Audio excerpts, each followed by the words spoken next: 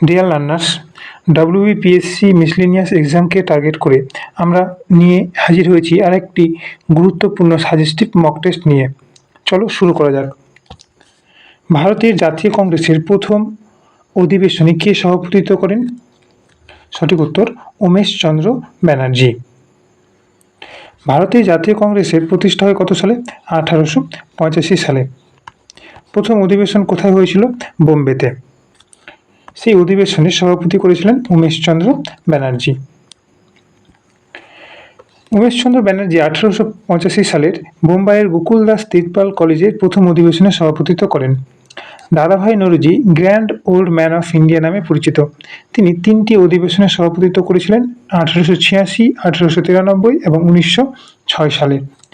সুরেন্দ্রনাথ বন্দ্যোপাধ্যায় রাষ্ট্রগুরু নামে পরিচিত। 1883 সালে ইন্ডিয়ান ন্যাশনাল কনফারেন্স প্রতিষ্ঠা করেন। অ্যালান অক্টেভিয়ান হিউম ইনি জাতীয় কংগ্রেস প্রতিষ্ঠা করেন। কোন ভাইসরয়ের আমলে ভারতের রাজধানী কলকাতা থেকে দিল্লিতে স্থানান্তরিত হয়? কলকাতা থেকে দিল্লিতে স্থানান্তরিত হয় লর্ড হার্ডিঞ্জের আমলে। কত সালে? 1911 সালে। লর্ড কার্জনের আমলে বঙ্গভঙ্গ হয়েছিল কত সালে? 1905 সালে। সাইমন কমিশন কত সালে ভারতে আসে? 1928 সালে সাইমন কমিশন ভারতে আসে। 1924 সালে HRA কানপুরে গঠিত হয়। 1927 সালে ব্রিটেনে সাইমন কমিশন গঠিত হয়। 1928 সালে সাইমন কমিশন বোম্বে ভারতে পৌঁছায় এবং সাইমন গো ব্যাক আন্দোলন শুরু হয়। 1930 সালে প্রথম গোলটেবিল বৈঠক এবং গান্ধীজি 1931 সালে দ্বিতীয় গোলটেবিল বৈঠকে উপস্থিত হয়েছিলেন। গদর পার্টি কে প্রতিষ্ঠা করেন? লালা হরদয়াল গদর পার্টি প্রতিষ্ঠা করে। লালা হরদয়াল 1913 সালে আমেরিকার সান ফ্রান্সিসকোতে মোহন সিং ভাগনার সাথে গদর পার্টি প্রতিষ্ঠা করেন। সুভাষচন্দ্র বসু 1939 সালের ফরওয়ার্ড ব্লক এবং 1940 সালে আজাদ হিন্দ সরকার গঠন করে। রাসবিহারী বসু 1942 সালে টোকিওতে ইন্ডিয়ান ইন্ডিপেন্ডেন্স লীগ প্রতিষ্ঠা করেন। ইম্পর্টেন্ট পয়েন্ট নোট ডাউন করে নিও। আইন অমান্য আন্দোলন কত সালে শুরু হয়? 1920, 1930, 1942, 1947।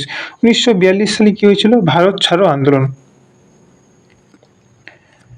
সঠিক উত্তর হয়ে যাবে আইন অমান্য আন্দোলন শুরু হয় 1930 সালে। সঠিক উত্তর অপশন বি। 1920 সালে মহাত্মা গান্ধীর নেতৃত্বে অসহযোগ আন্দোলন শুরু হয়। 1930-এ আইন অমান্য আন্দোলন, 1942-এ ভারত ছাড়ো আন্দোলন। ভারত ছাড়ো আন্দোলনে গান্ধীজির একটি স্লোগান ছিল ডু অর ডাই, করো অথবা মরো। চিরস্থায়ী বন্দোবস্ত কে প্রবর্তন করেন? লর্ড কর্নওয়ালিস চিরস্থায়ী বন্দোবস্ত প্রবর্তন করেন। লর্ড ডালহৌসিকে কি বলা হয়? ভারতের রেলপথের জনক বলা হয়। এবং লর্ড কর্নওয়ালিসকে সিভিল সার্ভিসের জনক বলা হয়।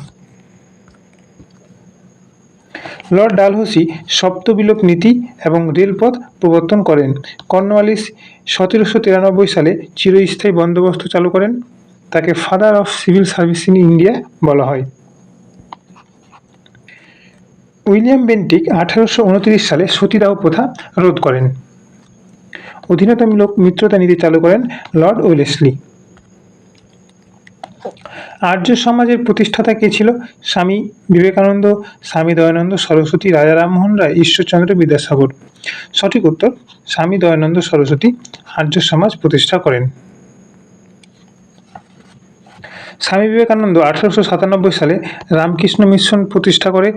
1875 সালে স্বামী দয়ানন্দ সরস্বতী আর্য সমাজ প্রতিষ্ঠা করেন। তার বিখ্যাত স্লোগান ছিল ব্যাক টু দ্য বেদাস, বেদে ফিরে আসো। রাজা রামমোহন রায় 1828 সালে ব্রাহ্ম সমাজ প্রতিষ্ঠা করেন। তাকে আধুনিক ভারতের জনক বলা হয়। ঈশ্বরচন্দ্র বিদ্যাসাগর 1856 সালে বিধবা বিবাহ আইন পাশে মুখ্য ভূমিকা নিয়েছিল। ত্রিপুরী অধিবেশনে কংগ্রেসের সভাপতি কে নির্বাচিত হয়েছিল? ত্রিপুরী অধিবেশন 1939 সালে কংগ্রেসের সভাপতি নির্বাচিত হয়েছিল সুভাষচন্দ্র বসু। সুভাষচন্দ্র বসু কাকে হারিয়েছিল? গান্ধীজি মনোনীত পট্টভি সীতারামায়াকে পরাজিত করেছিলেন। বাংলার শেষ স্বাধীন নবাব কে ছিল? সঠিক উত্তর সিরাজউদ্দৌলা ছিলেন বাংলার শেষ স্বাধীন নবাব। পলাশির যুদ্ধের পর ইংরেজদের দ্বারা বসানো পুতুল নবাব ছিল মীর জাফর। বক্সারের যুদ্ধে 1764 সালে ইংরেজদের বিরুদ্ধে লড়াই করেন মীর কাসিম। হরপ্পা সভ্যতা কোন নদীর তীরে অবস্থিত? হরপ্পা সভ্যতা রাভি নদীর তীরে অবস্থিত। হরপ্পা কে আবিষ্কার করে? দয়ারাম সাহানি।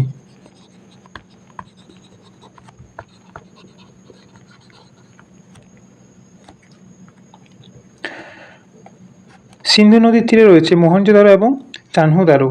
রাভি নদীর তীরে 1921 সালে দয়ারাম সাহানি হরপ্পা আবিষ্কার করেন। ঝিলাম নদীর তীরে হিদাসপাসের যুদ্ধ হয়েছিল। বুদ্ধচরিত কাব্যটি কে রচনা করেন? বুদ্ধচরিত কাব্যগ্রন্থটি রচনা করেন অশ্ব ঘোষ। সঠিক উত্তর অপশন এ। বাণভট্ট রচনা করেন হর্ষচরিত।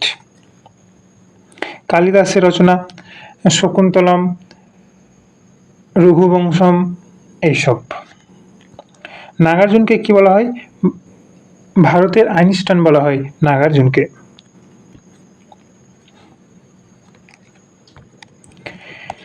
গুপ্ত বংশের শ্রেষ্ঠ শাসক কে ছিল? শ্রীগুপ্ত, প্রথম চন্দ্রগুপ্ত, সমুদ্রগুপ্ত, দ্বিতীয় চন্দ্রগুপ্ত। সঠিক উত্তর হয়ে যাবে সমুদ্রগুপ্ত। সমুদ্রগুপ্ত ছিল গুপ্ত বংশের শ্রেষ্ঠ শাসক। গুপ্ত বংশের প্রতিষ্ঠাতা ছিল শ্রীগুপ্ত। সমুদ্রগুপ্তকে কি বলা হয়? ভারতের নেপোলিয়ন বলা হয়। কে বলেছিল? Vincent Smith. দিল্লির সুলতানি সাম্রাজ্যের প্রকৃত প্রতিষ্ঠাতা কাকে বলা হয়? দিল্লির সুলতানি সাম্রাজ্যের প্রকৃত প্রতিষ্ঠাতা বলা হয় ইলতুৎমিশকে। বাট সুলতানি সাম্রাজ্যের প্রতিষ্ঠাতা কে ছিল? কুতুবউদ্দিন আইবক। কুতুবউদ্দিন আইবককে কি বলা হয়? লাখ বক্স বলা হয়। তার দান ছিল, তার জন্য তাকে এই উপাধি দেওয়া হয়। সিজদা এবং পাইবস প্রথা প্রবর্তন করেন বলবন। বাজার দর নিয়ন্ত্রণ নীতি প্রবর্তন করেন আলাউদ্দিন খলজি। দিন ইলাহি কে প্রবর্তন করেন? সঠিক উত্তর আকবর। আকবর দিন ইলাহি প্রবর্তন করেন। 1526 সালে বাবর পানিপথের প্রথম যুদ্ধে ইব্রাহিম লোদিকে পরাজিত করে মুঘল সাম্রাজ্য প্রতিষ্ঠা করেন। আকবর 1582 সালে দিন ইলাহি প্রবর্তন করেন। জাহাঙ্গীরের দরবারে কে এসেছিল? ক্যাপ্টেন হকিংস এবং Thomas Roe. Important point, note down করে নিও। ফাহিয়েন কার রাজত্বকালে ভারতে আসেন? সঠিক উত্তর হয়ে যাবে দ্বিতীয় চন্দ্রগুপ্তের রাজত্বকালে ভারতে আসেন। হর্ষবর্ধন চীনা পর্যটক হিউয়েনসাংয়ের আমলে ভারতে আসে।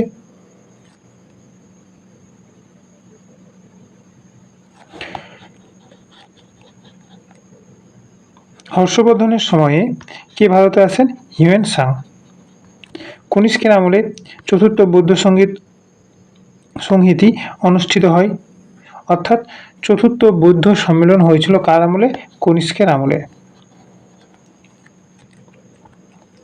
কোষের শক্তিঘর কাকে বলা হয়? মাইটোকন্ড্রিয়াকে বলা হয় কোষের শক্তিঘর। লাইসোজোমকে কি বলা হয়? আত্মঘাতী থলি। রাইবোজোম প্রোটিন সংশ্লেষে সাহায্য করে। গোলগি বডি কোষের ক্ষরণ এবং প্যাকিং কার্য পরিচালনা করে। শব্দের গতিবেগ কোন মাধ্যমে সবচেয়ে বেশি? শব্দের গতিবেগ কঠিন মাধ্যমে সবচেয়ে বেশি। সঠিক উত্তর হয়ে যাবে অপশন ডি। মানব দেহের বৃহত্তম গ্রন্থি কোনটি? অগ্নাশয়, যকৃৎ, থাইরয়েড, পিটুইটারি। সঠিক উত্তর অপশন বি, যকৃৎ মানব দেহের বৃহত্তম গ্রন্থি। অগ্নাশয় হলো একটি মিশ্র গ্রন্থি।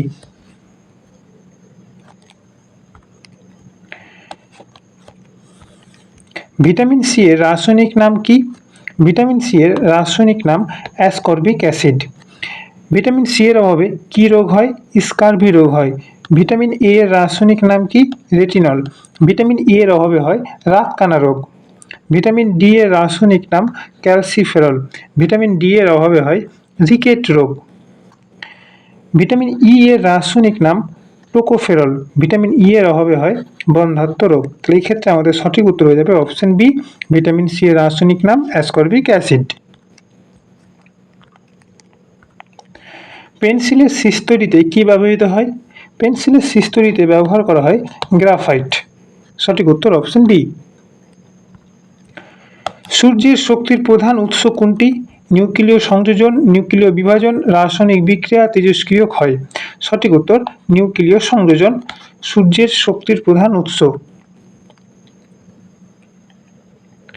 নিউক্লিয় সংযোজন, হাইড্রোজেন নিউক্লিয়াস যুক্ত হয়ে হিলিয়াম গঠন করে প্রচুর শক্তি উৎপন্ন হয়। নিউক্লিয় বিভাজনে পরমাণু বোমা এবং পারমাণবিক বিদ্যুৎ কেন্দ্রে ব্যবহৃত হয়। রাসায়নিক বিক্রিয়া ইলেকট্রন স্থানান্তরের মাধ্যমে ঘটে। মানবদেহে রক্তের পিএইচ কত? মানবদেহে রক্তের পিএইচ 7.4।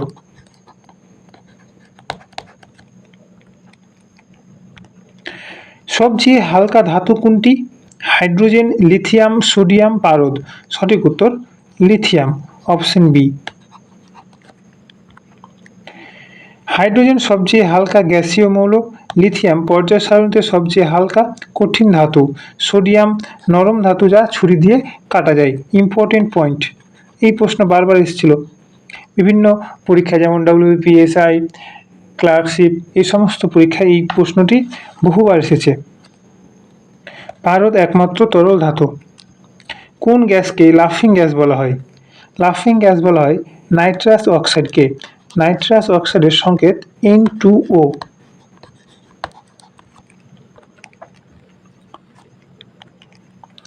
বৈদ্যুতিক বাল্বের ফিলামেন্ট কি দিয়ে তৈরি? তামা, নাইক্রম, টাংস্টেন, অ্যালুমিনিয়াম। সঠিক উত্তর হয়ে যাবে অপশন টাংস্টেন। কোন রোগটি ভাইরাস জনিত নয়? Polio, dengue, typhoid, influenza. সঠিক উত্তর টাইফয়েড একটি ভাইরাস ঘটিত রোগ নয়, এটি হচ্ছে ব্যাকটেরিয়া ঘটিত রোগ। পোলিও ভাইরাস ঘটিত রোগ, ডেঙ্গু ভাইরাস ঘটিত এবং ইনফ্লুয়েঞ্জাও ভাইরাস ঘটিত। একমাত্র টাইফয়েড হচ্ছে ব্যাকটেরিয়া ঘটিত রোগ। সেক্ষেত্রে সঠিক উত্তর অপশন সি। মাস্টার গ্ল্যান্ড বা প্রভুগ্রন্থি কাকে বলা হয়? মাস্টার গ্ল্যান্ড বা প্রভুগ্রন্থি বলা হয় পিটুটারি গ্রন্থিকে। যদি বলা হয় প্রভুগ্রন্থির প্রভু কাকে বলা হয়, সেই ক্ষেত্রে সঠিক উত্তর হবে হাইপোথ্যালামাস। শুষ্ক বরফ বা ড্রাই আইস আসলে কি? ড্রাই আইস হলো আসলে কঠিন কার্বন ডাই অক্সাইড। সঠিক উত্তর অপশন বি হচ্ছে এই ক্ষেত্রে প্রশ্নের সঠিক উত্তর। কোন যন্ত্রের সাহায্যে বায়ুমণ্ডলের চাপ মাপা হয়? বায়ুমণ্ডলের চাপ মাপা হয় ব্যারোমিটার যন্ত্রের সাহায্যে। থার্মোমিটারের সাহায্যে কি মাপা হয়?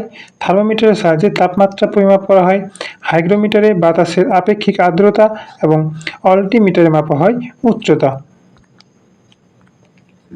ক্লোরোফিলে কোন ধাতু উপস্থিত থাকে? ক্লোরোফিলে উপস্থিত থাকে ম্যাগনেসিয়াম। সঠিক উত্তর অপশন বি।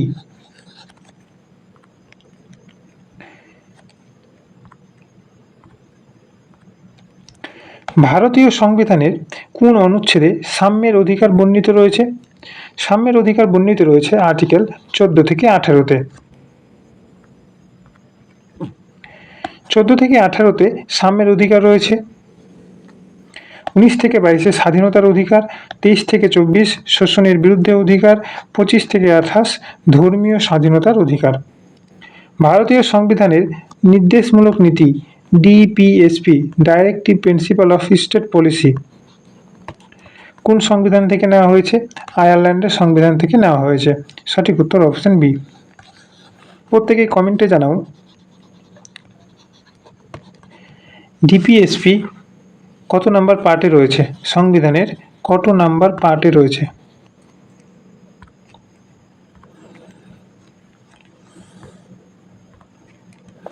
ভারতীয় সংবিধানের প্রস্তাবনাকে কে পলিটিক্যাল হরোস্কোপ বলেছেন? পলিটিক্যাল হরোস্কোপ বলেছেন ভারতীয় সংবিধানের প্রস্তাবনাকে কে এম মুন্সি। সঠিক উত্তর অপশন বি। ডক্টর বি আর আম্বেদকর সংবিধানের 32 নম্বর আর্টিকেলকে বলেছেন হার্ট অ্যান্ড সোল, হৃদয় এবং আত্মা। কে এম মুন্সি খসড়া কমিটির সদস্য, তিনি প্রস্তাবনাকে পলিটিক্যাল হরোস্কোপ বলেছেন।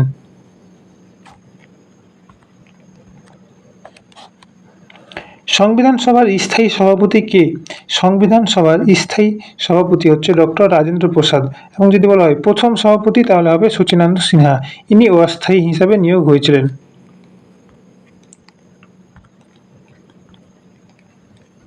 ভারতীয় সংবিধানের কত নম্বর অনুচ্ছেদে জরুরি অবস্থার সংক্রান্ত বিধির বিধান রয়েছে? জরুরি অবস্থা আর্টিকেল 360। সঠিক উত্তর অপশন সি।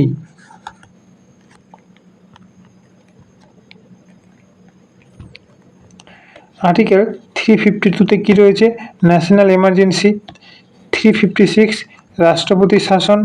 360 আর্থিক জরুরি অবস্থা। পঞ্চায়েতি রাজ ব্যবস্থা ভারতে প্রথম কোন রাজ্যে চালু হয়? পঞ্চায়েতি রাজ ব্যবস্থা প্রথম চালু হয়েছিল রাজস্থানে। সঠিক উত্তর অপশন বি।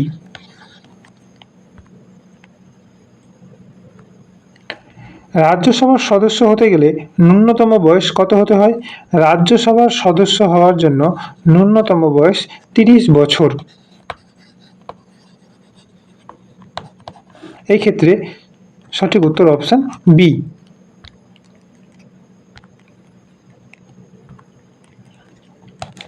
অর্থ বিল কেবল কোথায় পেশ করা যায়? রাজ্যসভা, লোকসভায়, সংসদের যে কোনো কক্ষে, সুপ্রিম কোর্টে।